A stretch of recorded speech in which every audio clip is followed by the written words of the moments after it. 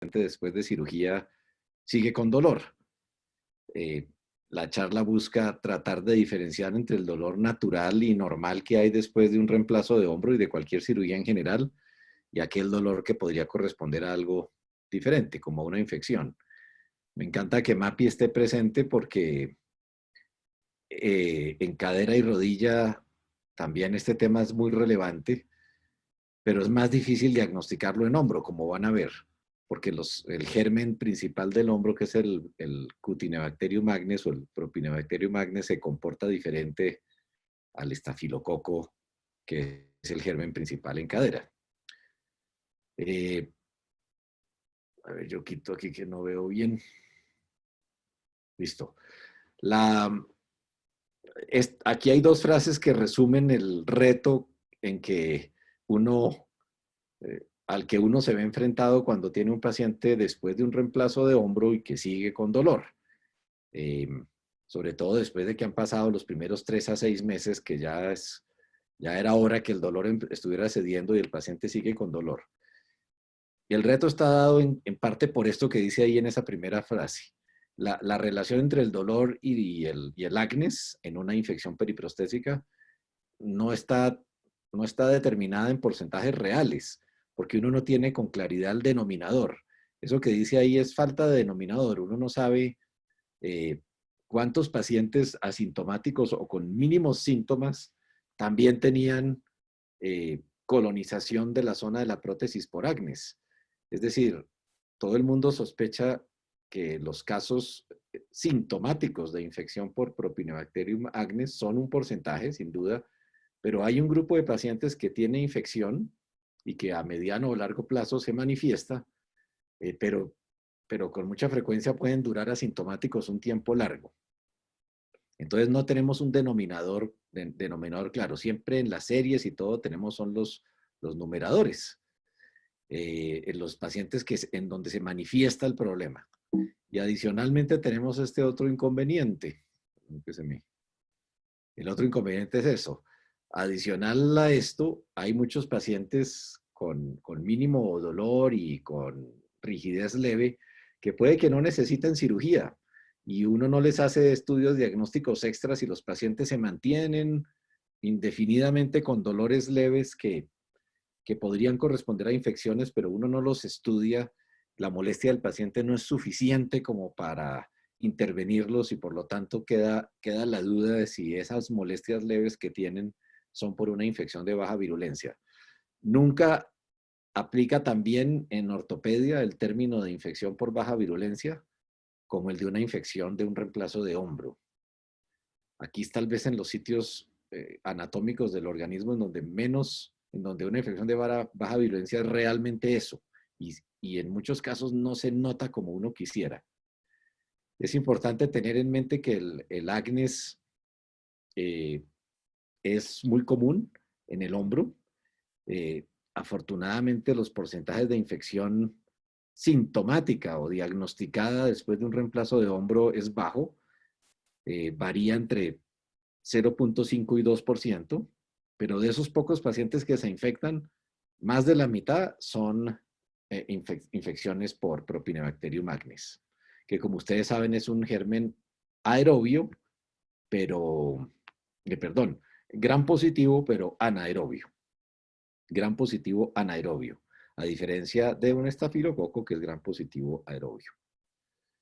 Eh, Es importante mencionar esto está estudiado claramente, aún después de hacer toda la asepsia del hombro, bien sea con isodine o con Duraprep o con clorexidina con Cloraprep, siguen siendo positivos 7 a 15% de los pacientes. Las razones son varias. Una es que esto no es solo de la piel, esto está también en las glándulas sebáceas. De hecho, el Propinebacterium magnes por eso es más común en el hombro, es más común en hombres además, porque la zona de la piel del hombro, tanto en la zona del pecho como en la espalda y en la zona de la axila, obviamente, tiene glándulas sebáceas. Eh, hay pelo en esa zona, lo mismo que en la zona del acné, en la zona de la barba, más en hombres. Entonces, posiblemente el hecho de que estos gérmenes estén no solo en la piel, sino en las glándulas sebáceas, hace que estos cultivos sigan siendo positivos. Aquí hay unas realidades difíciles que dificultan más la situación, y es que en revisiones de reemplazos de hombro, supuestamente asépticas, donde el paciente se revisa después de años de haber tenido un reemplazo por aflojamiento de los componentes, sin ninguna evidencia de infección clínica, en las que se hacen cultivos por pura precaución, hay series que muestran 16.7% de cultivos positivos. Entonces dice uno, ahí es donde uno se pregunta, el Agnes es más frecuente en la zona periprostésica de lo que uno piensa. Eso sí, no hay duda que la infección es la primera causa de falla temprana del implante. Es decir, una cosa es que una prótesis se afloje a los 8 o 10 años y otra cosa es que se afloje antes de los 5 años. En ese caso, la infección sí será la primera causa. Y cuando se hace una revisión por infección, pues el pronóstico no es bueno. Estos son todos datos de lo que es el Propinabacterium agnes. Voy a dividir esta charla en 3 aspectos para tratar de aclarar cuándo es infección y cuándo no. Primero, tener en mente que hay múltiples causas de dolor posoperatorio. Segundo, tener en cuenta que la clínica de infección, la clínica sospechosa de infección es diferente a la clínica de otros dolores posoperatorios y uno tiene que tenerlo en mente. Y por último, hablar de los criterios diagnósticos que no son, en últimas terminan siendo una combinación de criterios porque no hay uno solo que sea el correcto. Causas de dolor posoperatorio en reemplazo de hombro, pues son todas estas. Desde el dolor normal hasta complicaciones, ya les mostraré cuál es la lista más común de complicaciones, el hecho de usar cemento o no, la posibilidad de que el nervio supraescapular o el plejo braquial se afecten y pongo de última, pero puede suceder que una causa de dolor posoperatorio persistente sea dolor en la acromio clavicular no diagnosticado previamente o subdiagnosticado, subvalorado, mejor dicho. El dolor normal es este, todos más o menos lo conocemos, pero es bueno repasar que el dolor normal después de un reemplazo de hombro se acompaña de una mejoría progresiva. Entre 3 y 6 meses después de cirugía las personas van recuperando llegando a su normalidad y cada vez se sienten mejor. Hay una pregunta muy sencilla, muy boba en los controles posoperatorios y es preguntarle al paciente cómo se siente en relación al control anterior. Y uno siempre espera que el paciente diga, no, mejor. Puede que el paciente todavía tenga dolor, pero si está mejor en relación al control anterior, pues eso es tranquilizador. Precisamente que el dolor persista igual o que aumente en el tiempo es diferente al dolor normal. El dolor normal se asocia a movimientos o a posiciones. Los pacientes siguen con varios meses de dolor al acostarse por ese lado o al hacer ciertos movimientos. Pero es raro el dolor normal en reposo. Ese es un dolor que lo hace a uno sospechar que algo está mal. Y el dolor normal también es característico de la zona del hombro y del brazo, de la región lateral del brazo, como ha sido el dolor preoperatorio. También hay dolor asociado a complicaciones, pero la forma de presentación de estos dolores usualmente es característica. Una fractura del acromion o de la espina de la escápula, sobre todo la del acromion, si se presenta intraoperatoriamente, pues en el posoperatorio el dolor en esa zona va a ser notorio y las radiografías lo mostrarán. Pero si se presenta 3 o 4 meses después de cirugía, usualmente es un dolor súbito sobre un dolor que venía mejorando, el dolor normal mejorando, hay un dolor súbito localizado en la zona del acromion y eso es bien diferente a un dolor insidioso, que es el dolor de infección. Fracturas periprostésicas, casi siempre asociadas a trauma, pues es rarísimo una fractura periprostésica sin trauma, a no ser que haya una osteoporosis muy avanzada. La luxación de la prótesis, pues afortunadamente cada vez es menos común, pero también es una cuestión súbita y curiosamente el dolor por una luxación de una prótesis es menor que en el de una cadera. Y el aflojamiento, pero usualmente el aflojamiento es a más largo plazo. Aflojamientos tempranos casi siempre son de infección. Esto es verdad, pero a pesar de que es verdad, es evidente la tendencia tanto en hombro como en otras articulaciones a no usar cemento. Pero usualmente cuando se usa cemento al paciente le va mejor en todas estas mediciones y sobre todo le va mejor en el dolor posoperatorio. Duele menos un reemplazo cementado que uno no cementado. Pero digamos que este punto no es que sea tan trascendental, porque el dolor del reemplazo no cementado tampoco es tan severo. Pero evidentemente hay menos dolor cuando se pone cemento. Otras causas, esto es una foto tomada de este artículo de Ekelund, que es de Suecia, y muestra cómo un tornillo de una prótesis reversa podría llegar, y en eso hay que ser precisamente cuidadosos en la dirección y en la medición de los tornillos, puede llegar a la zona del nervio supraescapular, eh, a la escotadura del nervio supraescapular, como ustedes ven ahí en la imagen, y producir dolor. Y la solución, obvio, en ese caso, que no es que sea común, y si uno lo sospecha y tiene el TAC con tanta claridad del problema, pues es retirar el tornillo. El plejo braquial pues puede doler por tracción, por irritación por haber sido traccionado el plejo durante la cirugía, pero ese dolor usualmente es irradiado hacia el miembro superior hasta la mano, pero va cediendo con el tiempo y se asocia a hormigueo o a parestesias. Y finalmente la otra posibilidad que les mencionaba, el dolor acromioclavicular, que usualmente es bastante característico siempre y cuando uno tenga el cuidado de examinar al paciente, tocar la acromioclavicular, comparar con el otro lado, esa sería otra causa. Entonces, tener esas causas de dolor en mente es muy importante, sobre todo el más normal de todos, que es el dolor posoperatorio convencional. ¿Cómo es la clínica de infección? ¿Es diferente a lo usual? Sí, es diferente y por eso aquí hay que tener un alto índice de sospecha y pensar en infección en algunos casos. Hay algunas asociaciones que lo hacen a uno sospechar infección. Ya les digo a qué me refiero con asociaciones, a edad, sexo, etcétera. El tipo de dolor es específico y la rigidez es un punto fundamental. Es decir, en un dolor normal posoperatorio usualmente no hay rigidez. Es normal que haya disminución del movimiento, pero va cediendo, va mejorando. Cuando es al revés, cuando va aumentando la rigidez, ahí es la situación de sospecha. ¿Cuáles son las asociaciones? Pues son estas. Claramente es lo mismo que en manguito rotador y en cualquier infección de hombro en general. Es más común esto en hombres que en mujeres y la razón parece ser obvia. Es por los folículos pilosos de la zona del pecho, de la espalda y de la zona axilar más abundantes en los hombres. La edad es importante. Entre más, curiosamente, o pues aparentemente, curiosamente, entre más viejo sea el paciente, menos posibilidad de infección. Si uno mira un poquito más allá, ¿qué podría explicar eso? ¿Por qué la edad es un factor? Podría estar asociado a las glándulas sebáceas y a los andrógenos. Es decir, entre más edad tiene una persona, especialmente un hombre, tiene menos andrógenos, menos glándulas sebáceas y por lo tanto menos Propinebacterium magnis. O sea, esto está más o menos establecido. Las personas entre los 40 y los 60 se pueden infectar más fácil que las personas mayores de 60. Y es completamente exótica una infección en un mayor de 80.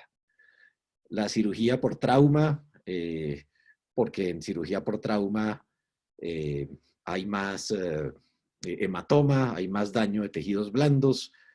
Eh, es posible que la cirugía dure un poco más, sobre todo cuando se hace reconstrucción de las tuberosidades, ahí podría haber un poquito más de infección. Y de dolor. Las prótesis reversas duelen, al menos al principio, un poquito más que las anatómicas y hay más potencial de complicaciones, más hematomas, más posibilidad de colonización de los hematomas. Y el abordaje lateral, al, al forzar más los tejidos blandos, está más asociado al dolor posoperatorio, a la infección. Aquí están la cirugía por trauma, en donde el daño de los tejidos blandos y la longitud de la cirugía puede tener un factor de asociación. Pero tal vez los factores de asociación más importantes son sexo masculino y personas menores de 60 años. El tipo de dolor que le debe a uno hacer pensar en infección o por lo menos sospecharla es aquel dolor que es insidioso, o sea, que sobre todo cuando la persona haya venido mejorando, cuando reaparece un dolor sin causa aparente, dolor en reposo hay que tenerlo en mente. Siempre el dolor en reposo será algo de cuidado, casi que en cualquier cosa en ortopedia. Ustedes han oído a Klaus Schmid hablando del dolor en reposo en tumores, por ejemplo. Un dolor que no cede, que no disminuye como es usual en cualquier cirugía que vaya disminuyendo, que no cede. Por el contrario, que aumenta y muy importante, asociado a rigidez, como lo mencionamos. O sea, este dolor es el dolor que es diferente al dolor normal. La rigidez es parte fundamental de la sospecha diagnóstica y del diagnóstico, y usualmente es progresiva y usualmente refractaria. Bien diferente a la disminución del movimiento propia de un reemplazo de hombro en las primeras semanas, que precisamente no es progresiva, es regresiva, el paciente va recuperando y no es refractaria, no se queda estacionario, se mejora con el tratamiento. La rigidez de la infección no mejora con el tratamiento. Y finalmente los criterios diagnósticos. Aquí hay que tener en mente una combinación de criterios porque no, como les decía, no hay uno solo que sea el gol estándar. Hay gol estándar en laboratorio, hay gol estándar en cultivos, pero tal vez aquí uno debería hablar de una combinación de cosas. La historia clínica es lo que acabamos de mencionar, sospechar el problema en aquellos pacientes en que el dolor persiste o aumenta y se asocia a rigidez. Y sobre todo si es hombre y tiene 58 años, con más razón. El examen clínico es importante sobre todo para mirar lo de la rigidez y sobre todo para mirar la rigidez secuencialmente y ver cómo evoluciona o no en los controles posoperatorios. Pero el examen clínico, aquí no esperen ustedes encontrar el hombro rojo, ni el hombro, ni la herida con secreción. Pues en esos casos no hay ningún problema. Les digo, no hay ningún problema diagnóstico. Pero es que eso no sucede sino en la minoría de pacientes. Vuelvo, insisto, esta es una verdadera infección de baja virulencia que no se nota en la clínica, casi nunca. Los rayos X y el TAC son poco útiles, sobre todo en estos primeros meses. Si uno se espera un año o algo así, pues ya empieza a ver los aflojamientos, pero en los primeros meses las radiografías y el TAC son normales. Sin embargo, son útiles para ver cómo está el acromio, para ver cómo está el acromio clavicular, para ver cómo está eh, la posición de los tornillos, como les mencionaba, etcétera. Entonces, es fundamental tener imágenes, pero casi nunca ayudan con un criterio o son patognomónicas de un diagnóstico de infección. Pruebas de laboratorio, ya les hablo un poquito de eso, y biopsias y cultivos. Ahí es donde tiene uno más fuerza para mirar los problemas. Las pruebas de laboratorio, pues a todos pedimos esto siempre, y obviamente hay que pedirlo: velocidad de sedimentación, proteína C reactiva y glóbulos blancos. Lo que pasa es que, a diferencia de la cadera y la rodilla, en donde estos parámetros están aumentados con frecuencia, en el hombro, por la baja virulencia del Propionibacterium, esto es muy incierto. Es muy frecuente que haya una infección con exámenes normales, con estos tres primeros exámenes normales. Hay un examen más sofisticado en sangre, que es la interleuquina 6, que hoy hablé en el laboratorio y me dijeron, Guido, que en un mes posible, curiosamente, por pura coincidencia, yo llamé a preguntar por esto por la charla, porque siempre hemos estado pensando en la interleuquina y no la teníamos. Pues parece que la vamos a tener en los siguientes 15 días o 3 semanas, pues por diferentes razones se había pedido desde antes y la vamos a tener disponible. Eso es, en pruebas de laboratorio, tener una interleuquina 6 positiva en sangre ayudaría mucho. Es un examen útil, más útil que la procalcitonina y más útil que los tres que están enunciados ahí en reemplazo de hombro. Y como ustedes verán, la interleuquina 6 se asocia a unas pruebas sinoviales como la alfa-defensina. Aquí es lo que decía, que MAPI está de coautora de este artículo, que es un artículo excelente, Esto es 2016, si no estoy mal, Mapi, Journal of the American Academy of Orthopedic Surgeon, el JAOS. Elina Huérfano estaba de fellow y ellos en este artículo mencionaron que al hacer un metaanálisis en revisión por infección de reemplazo de cadera, la velocidad de sedimentación y la proteína C reactiva son suficientemente buenos y confiables para diagnosticar infección, sobre todo cuando la probabilidad pretest es baja, es alta, perdón. Este artículo es clásico, digo clásico para nosotros, pero yo creo que se ha ido convirtiendo también en clásico para todo el mundo porque está muy bien escrito y se los recomiendo. No escribí aquí la referencia del año, pero si no estoy mal es 2016, Mapi, ¿o no? 2018, doctor. 2018, perdón, bueno, Sí, perfecto. señor. Muy bien, pero tómenle una foto para que lo lean porque es importante y es bueno. Está muy bien escrito. Gracias, doctor. No, señora. Los marcadores sinoviales son claves y ese que está ahí con el chulo, la alfa-defensina, ese sí que es el patrón de oro, pero ese al mismo tiempo que averigüé hoy por la interleuquina, pues la alfa-defensina todavía no está en los planes, es costoso, es difícil de conseguir los reactivos, etcétera.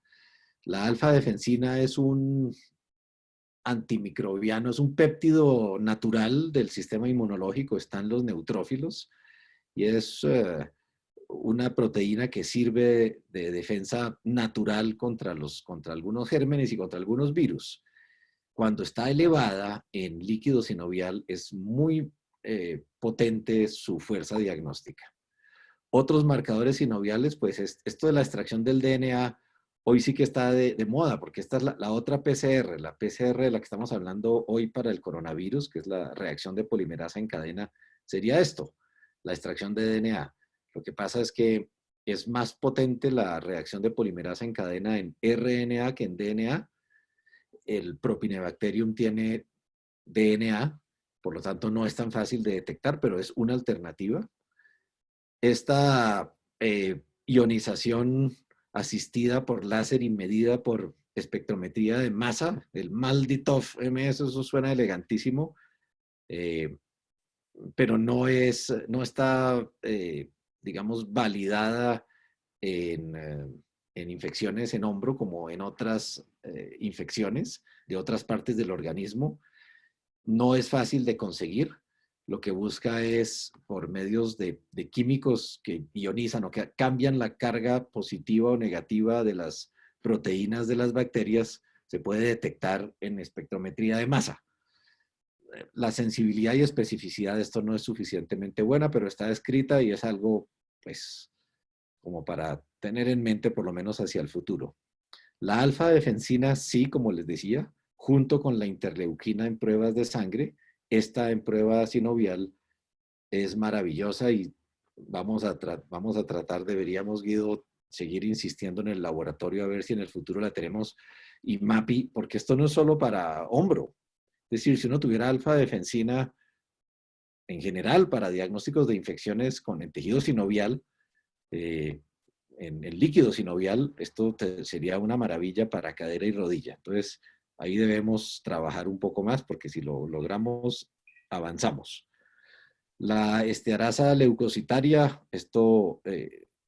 cuando los leucocitos están aumentados, se puede medir este nivel de estearasa, pero de nuevo, la sensibilidad y especificidad de esto, al igual que las pruebas que mencionamos anteriormente, no es muy alta. Empezando porque en infecciones de baja virulencia los leucocitos no se aumentan en forma tan radical como en infecciones floridas.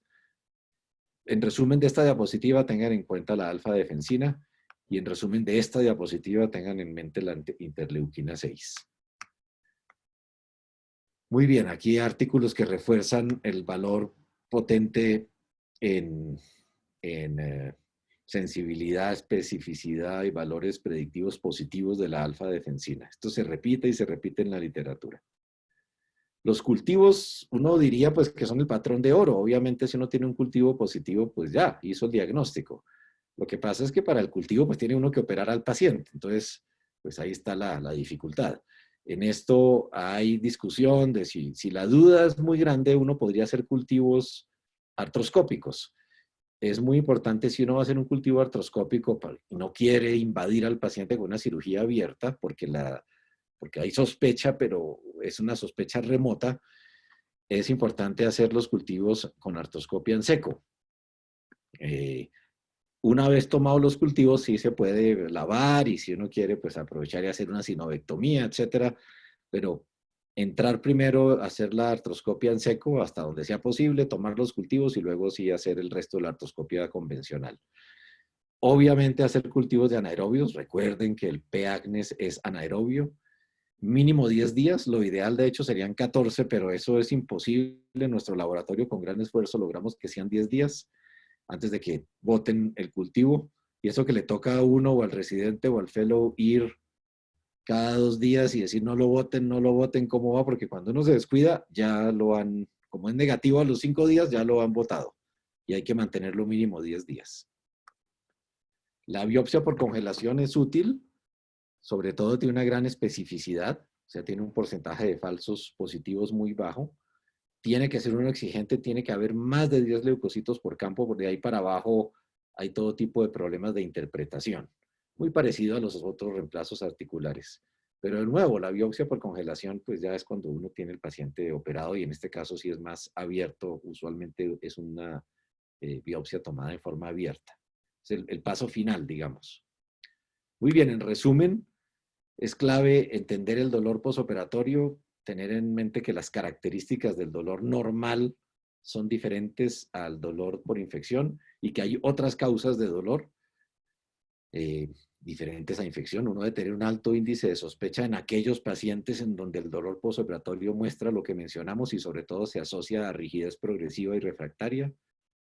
Y en últimas, el diagnóstico se hace con una combinación de factores que incluye eso, tener en cuenta la demografía del P. agnes, me refiero a hombres relativamente jóvenes, la clínica que les mencioné, las imágenes, laboratorios, subrayo aquí los marcadores sinoviales por la alfa-defensina, cultivos y biopsia por congelación. Es una combinación, pero espero que de toda esta lista hayan ustedes tenido en la cabeza tal vez los 2 puntos más claves en claro.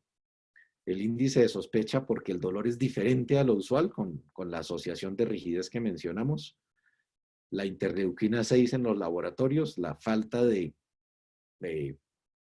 fortaleza de la BSG y la PCR en estos casos específicos de hombro y los marcadores sinoviales como algo en lo que debemos insistir hacia el futuro. Muy bien, muchas gracias. ¿Alguna pregunta? Pero yo cierro aquí. Eso era, Doctor ese es el González, tema. buenas tardes. Buenas tardes, ¿quién habla? Tatiana Peña, sí señora. Tatiana Peña. Buenas tardes. Quería preguntar la posibilidad de hacer una artrocentesis en el hombro como cuando se hace en ocasiones en la rodilla en sospecha de infección. ¿Sería válido? Sí, es válido, sobre todo si tú recuerdas lo que decíamos de la importancia de los marcadores sinoviales. Esos marcadores sinoviales, especialmente la alfa-defensina, bueno, y hacer un citoquímico del líquido sinovial simplemente, pues es de líquido sinovial, evidentemente. El problema con la artrocentesis es idéntico a la artrocentesis en cadera. Y es que con mucha frecuencia estas infecciones son secas, entre comillas secas, pues, o sea, no hay líquido. Y cuando no hay líquido, entonces uno le inyecta solución salina y aspira, eso ya se pierde la validez. Entonces, la artrocentesis es útil, pero con mucha frecuencia, yo diría que más de la mitad de las veces estas infecciones no tienen mayor cantidad de líquido sinovial, pero sí es útil. Yo pensaría que cuando uno está en esos grados de sospecha, casi que yo preferiría pedirle a Guido el favor de una artroscopia bien hecha, en seco, sacar líquido sinovial antes de hacer la artroscopia con el paciente anestesiado, que es mucho más fácil, siempre será más fácil hacer una artrocentesis del hombro con el paciente con anestesia general, previo a una artroscopia, hacer una artroscopia, tomar biopsias, y de esa forma uno tendría el mayor valor de las pruebas. Si uno Muchas quiere gracias. saber si hay líquido o no en el hombro, pues una forma de saberlo antes de hacer una artrocentesis en rayos X es hacer una ecografía. Eso ayudaría. Muchas gracias. No, señora. Doctor, hay una pregunta en el chat de Helbert. Él pregunta que qué papel y rendimiento tendría la sonicación en una infección que es de tan baja virulencia. No te entendí bien. Está preguntando, doctor Helbert, en el chat que qué papel tendría la sonicación en una infección que es de Ah, tan baja virulencia.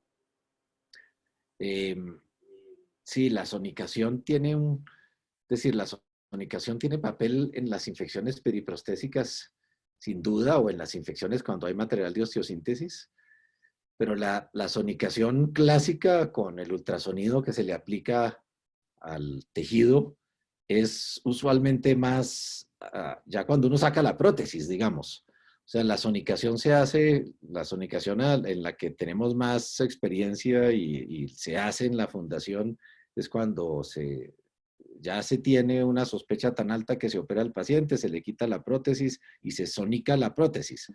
Y ese tejido o esas bacterias que supuestamente se liberan de la prótesis y del biofilm de la prótesis son mucho más fácilmente cultivables. Sonicación de tejido puro, esa es una buena pregunta. Yo no estoy seguro que sea fácil de hacer. Creo que está descrita, es decir, sonicación de líquido sinovial o sonicación de biopsias de tejido. Es una buena pregunta que yo tendría que estudiar un poquito más. La sonicación que yo tengo en mente es para material de osteosíntesis. Sin embargo, no sé si Mapi o Guido o alguien, no sé si Camilo Soto estará por aquí. No, Camilo señor, yo Soto. tengo la misma percepción, no sonica, pero el material, el tejido, Sí, pues, sí. por definición, no, creo que El no, tejido pues. no, porque por definición y pues por características de superficie, el biofilm se forma es en el metal, no en el Exactamente. tejido. De Entonces, acuerdo. digamos que la gracia es ver si en el metal hay escondido otro microorganismo o es el mismo microorganismo, o en los casos de baja virulencia, donde antes no se ha tenido un diagnóstico o no hay cultivos de líquido sinovial positivos, pues encontrarlo ahí. Pero el tejido no, el tejido se biopsia, pero Correcto. no se sonica. Oh, correcto. Entonces creo que estamos todos en lo mismo. Entonces, Helber, sí, la pregunta es buena, pero es evidente que la sonicación se hace es cuando ya, es decir, la sospecha de infección es tan alta que uno está retirando la prótesis ya y lo que quiere es mejorar, en casos de baja virulencia, quiere mejorar la potencia del cultivo y que ojalá le salga un germen que pueda tratar con el antibiótico correcto. Entonces sí es importante la sonicación, precisamente más importante todavía en baja virulencia, para detectar el germen, pero ya es un estadio final cuando uno ya ha quitado la prótesis. Doctor Mapi tenía la mano levantada también para hacer una pregunta. Mapi. ¿Y dijo que íbamos a tener alfa-defensina en el laboratorio? No, interleuquina 6 Ah, ok.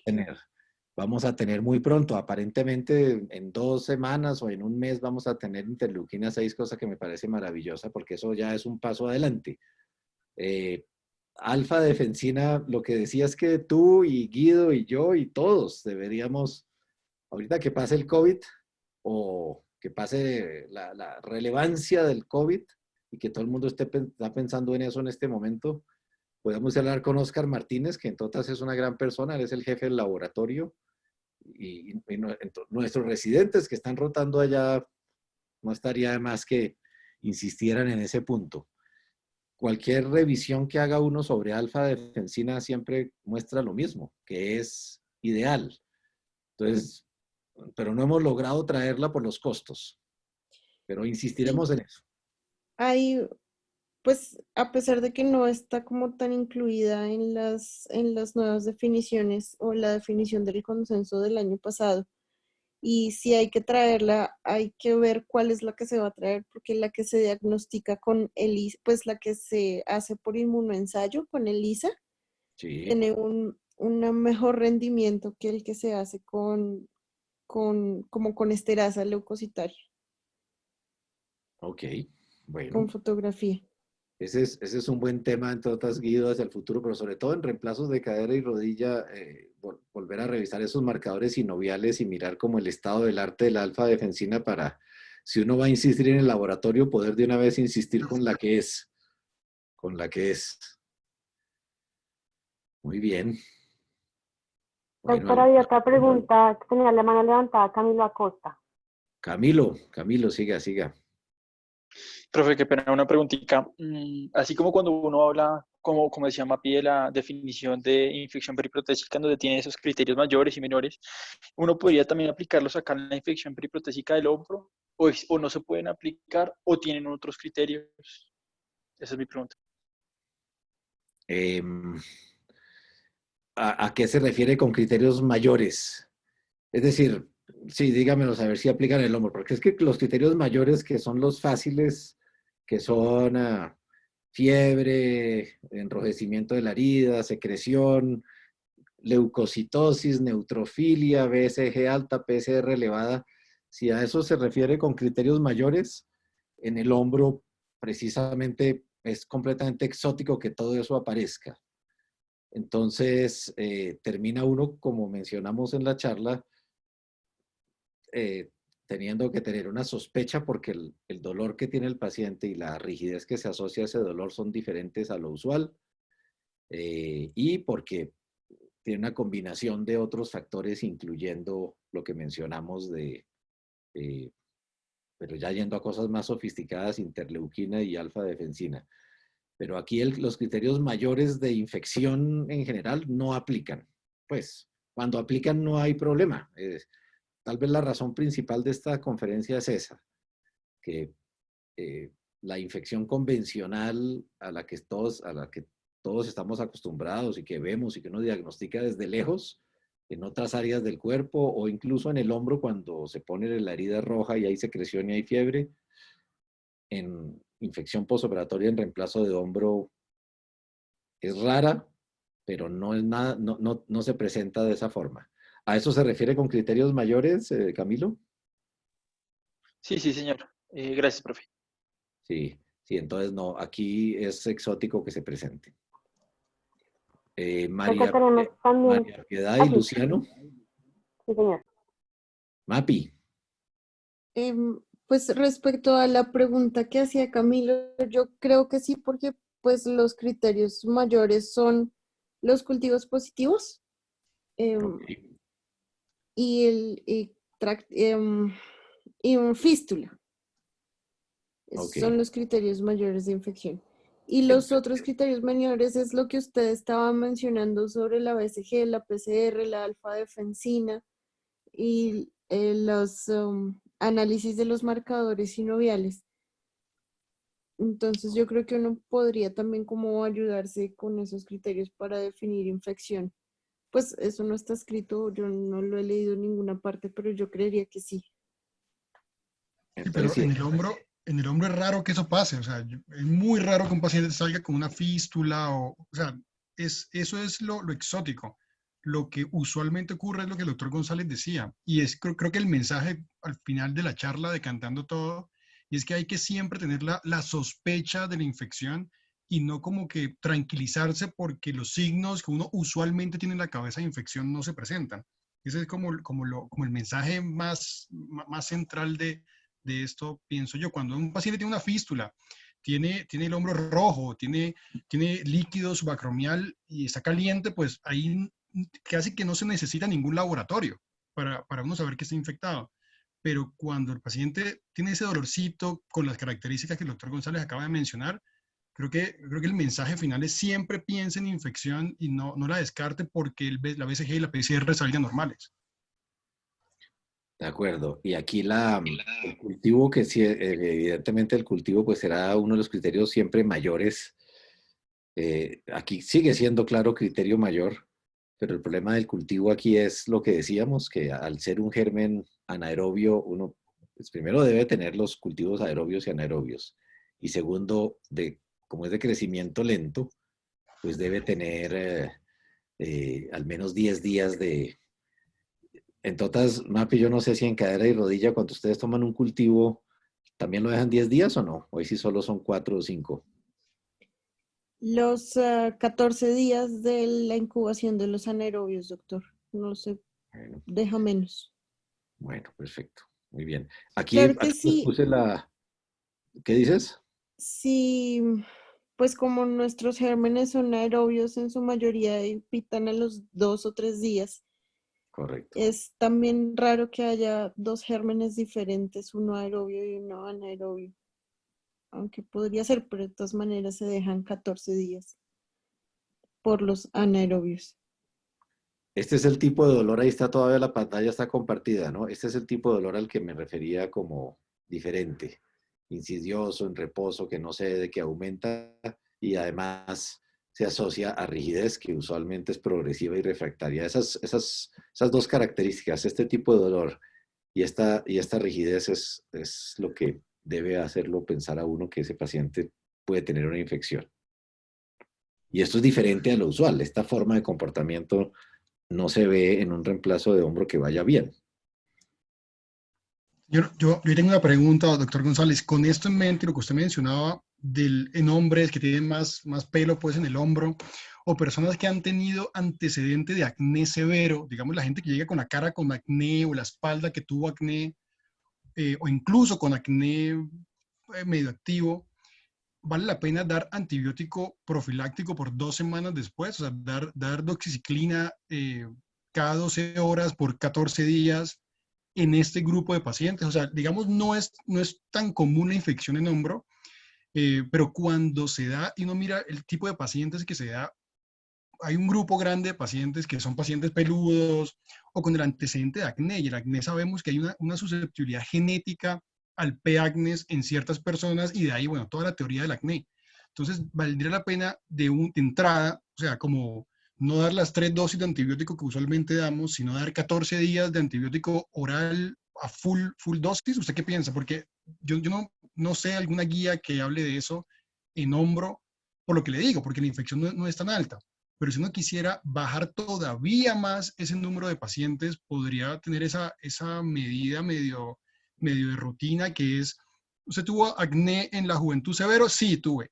O tiene mucho pelo, también, o sí o no. Entonces, a ese grupo de pacientes, que es pues, un grupo nomás, darle antibiótico por 14 días full tiempo. ¿Usted qué pensaría de eso? Sí, no estoy seguro, no tengo una respuesta clara. ¿Se acuerda que en Manguito Rotador lo hemos discutido también y no logra uno llegar a una respuesta clara pues porque no hay literatura suficiente? Pero yo diferenciaría dos cosas. Una es aquel paciente eh, que tiene antecedentes o pelo, etcétera, pero no tiene acné actual, digamos.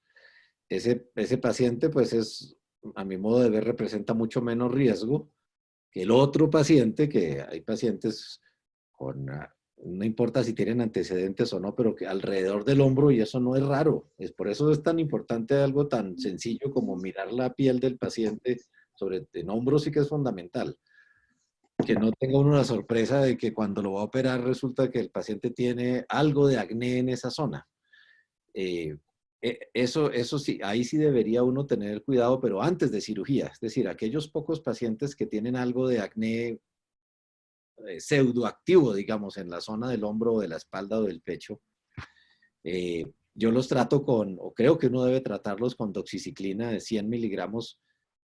Lo de cada 12 horas es más de tratamiento es más de tratamiento para una infección activa más severa. Se puede 100 miligramos al día nomás, pero bueno, digamos, ahí hay discusión, o 100 miligramos al día o 100 cada 12, como usted dice, pero tratarlos antes, diría yo, a esos poquitos pacientes que tienen, y la piel mejora, claramente, eso sí, afortunadamente el P-acnes es muy sensible a la doxiciclina.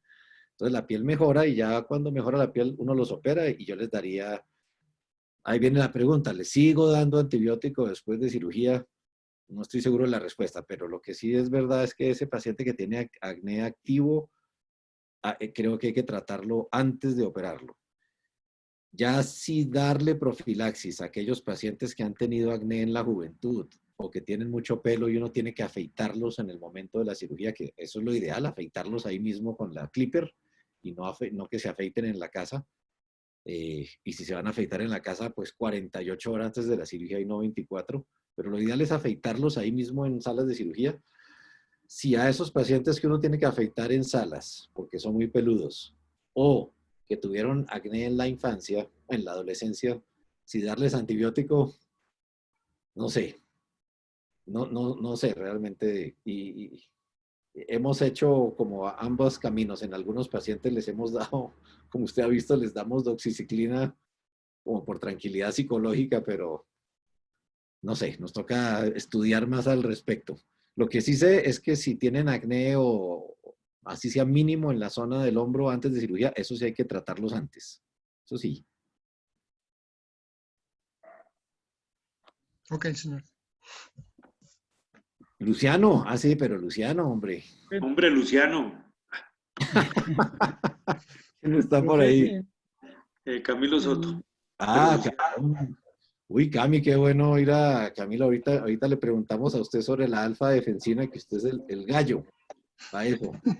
Bueno, Luciano, pero Luciano, le a ver, diga, a ver. cuento, uno pasa a ser un poco, digamos, más agresivo a la toma de cultivos y a la toma de biopsia, cuánto tiempo, y mientras tanto, uno cómo maneja al paciente, le manda más terapia, clínica del dolor, o qué hace mientras tanto durante ese tiempo. Sí, con esta clínica sospechosa de la que hablamos, Luciano, pues uno lo primero que debe hacer es hacer los exámenes básicos, que espere, le muestro la diapositiva que resume eso.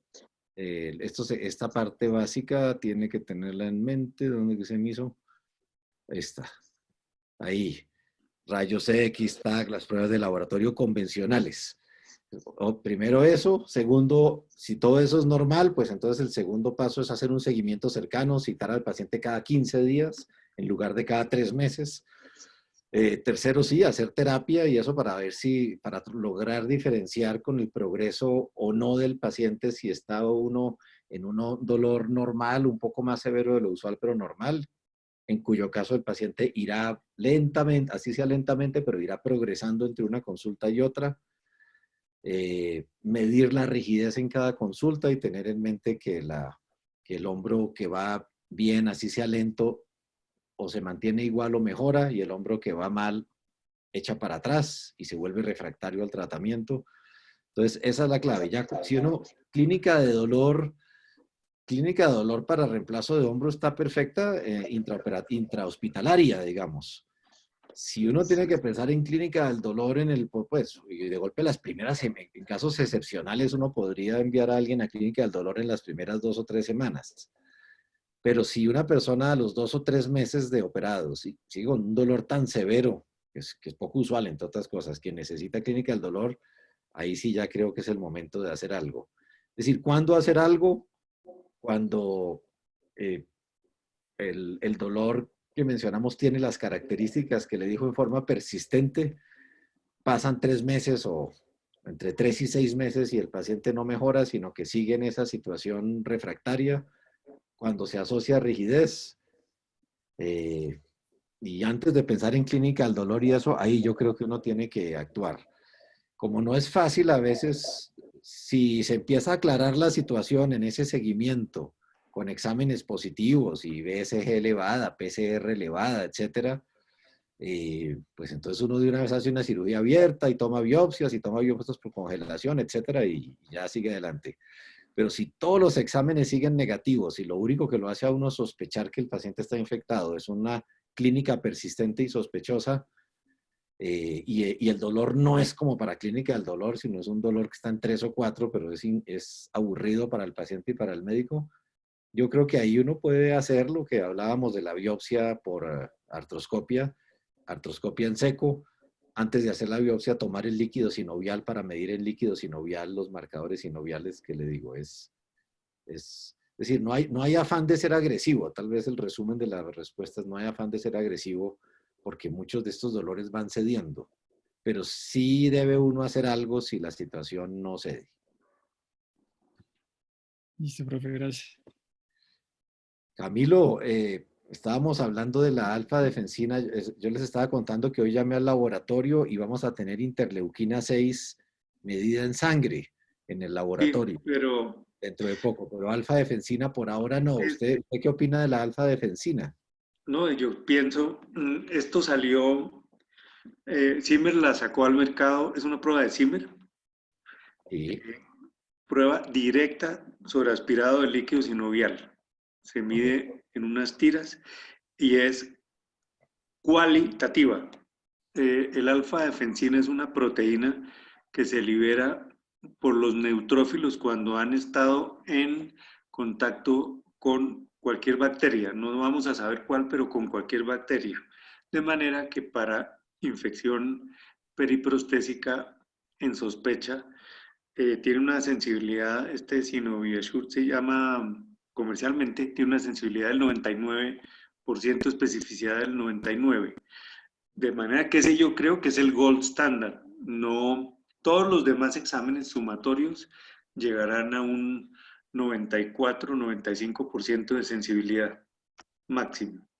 Pero este es el examen que uno, si en los centros de excelencia de artoplastias, uno debe tener este examen. Entonces mi opinión es que es mandatoria. Excelente, Cami. Con más razón, si ya lo habíamos mencionado hace un ratico de la importancia de insistir en tenerla. Y la interleuquina 6 en sangre que la vamos a tener, ¿qué tan útil es? En Pues su concepto. es que es un marcador indirecto de infección inflamatorio, ojo. No Sí, tiene, no lo podemos asociar, puede tener falsos negativos con un proceso inflamatorio, por ejemplo, viral, cruzado. Entonces, es mucho mejor, mucho más sensible, es más apropiada y la medición en líquido sinovial. ok. Cami, ¿usted qué piensa de la procalcitonina? No, la procalcitonina es útil en inflamación esquelética, sirve para saber si hay osteomielitis. ¿Me explico? En el proceso inflamatorio periprostésico sirve para predecir si hay remodelación ósea inducida por infección. Entonces también es un marcador indirecto. Pero lo malo es que hay muchos falsos negativos, ¿cierto? Es decir, También, pacientes que tienen infección pues sí, y no salen positivos tiene, con la procalcitonina. su especificidad es mala. Muy bien. Bueno, muy bien. Muchas gracias, Cami. ¿Alguna otra pregunta, doctora Tatiana? No, señor, ya no hay más preguntas, doctor. Ya no hay más, y son las 5:01, ¿no? Eso estuvimos muy bien. Mapi, te Bueno, toca ahí con tus doctores, yo también lo haré con los doctores de cadera y rodilla. Creo que Señor. deberíamos retomar esto de la alfa-defensina. Camilo tiene razón, lo mencionamos nosotros también. Eh, Vamos a hacer una campaña para lograrlo porque nos ayudaría mucho en el futuro. Listo, sí, señor. Yo no sé si en esa prueba viene también la esterasa leucocitaria o es solo la de alfa-defensina, doctor Soto. Solo alfa-defensina. Lo que está ¿Listo para midiendo listo? ahí es un choque entre los polimorfonucleares neutrófilos y cualquier bacteria. Ok, Sí, yo creo que son dos cosas diferentes. Eh, Son dos cosas diferentes. La esterasa leucocitaria también se puede medir en líquido sinovial, pero eh, no es tan potente en términos sí. de No, la pregunta es que como en las tirillas de esterasa leucocitaria para uroanálisis, pues vienen como otras 8 pruebas más. No sabía si se podía hacer así también, pero ya me voy a poner en la tarea de investigarle. Perfecto. Bueno, muy bien. Guido, muchas gracias. Tatiana, Mario y no a sé, doctor todos, muchas González. gracias. Yo creo que en 8 días el tema va a ser tratamiento con plasma rico en plaquetas y ondas de choque en epicondilitis. ¿Qué dice la evidencia actual? O sea, el tema no va a ser epicondilitis. El doctor Jimmer Castelar va a hablar, no va a hablar de epicondilitis, va a hablar de PRP en epicondilitis y ondas de choque en epicondilitis, como profundizando en la evidencia para saber si hay que usarlo, no hay que usarlo, qué hay de cierto, qué hay de mentira, en ese tema, como una actualización de esto. Es PRP, células madre, por supuesto, que ahora cada vez se habla más de eso, y ondas de choque, ¿listo? Y el 8 días después de hoy en 15 es la actividad grupal que ya habíamos, pues que le había comentado la doctora Almario, a Tatiana y a Jimmer, que es, vamos a en conjunto a leer el libro de manguito rotador, de lesiones masivas de manguito rotador, y la dinámica es que todos los residentes tienen máximo 8 minutos, no pueden ser más de 8 minutos o 10 diapositivas para resumir el capítulo del libro, ¿sí? Entonces ya la división de los capítulos ya la hizo el doctor Jimmer, ya la mandó, tengo entendido que ya se la mandó a los residentes. Entonces la idea es que cada residente con su tema, empezamos en orden, resume el capítulo del libro en esas 10 diapositivas o 8 minutos, y así vamos sucesivamente. Entonces la dinámica es que vamos a hacer como una lectura en grupal del libro, pues viendo los resúmenes de cada quien, ¿vale? Eso es de hoy en 15 días. Por supuesto no vamos a terminar todo el libro, pero la repartición que hizo el doctor Jimmer, esa sí esperamos terminarla ese día. Entonces, sabemos que de pronto en 2 semanas no va a haber tanto tiempo. La idea muy probablemente no se ha decidido, es vamos a hacer 2 sesiones, de pronto una bien temprano y una más tarde, para que todos puedan estar acorde a las necesidades del servicio. ¿Listo? Jimmer, por favor, mándeme esa lista o el libro. Sí, señor. De hecho, ya está en el Drive, pero yo se lo mando ahorita. Listo, doctor, ya se la envió también y los artículos también. Ok. Vale. Vale, Jimmer, gracias. Bueno, muchas gracias. Chao. Doctor González, Gracias, que estén bien. Hasta luego. Chao.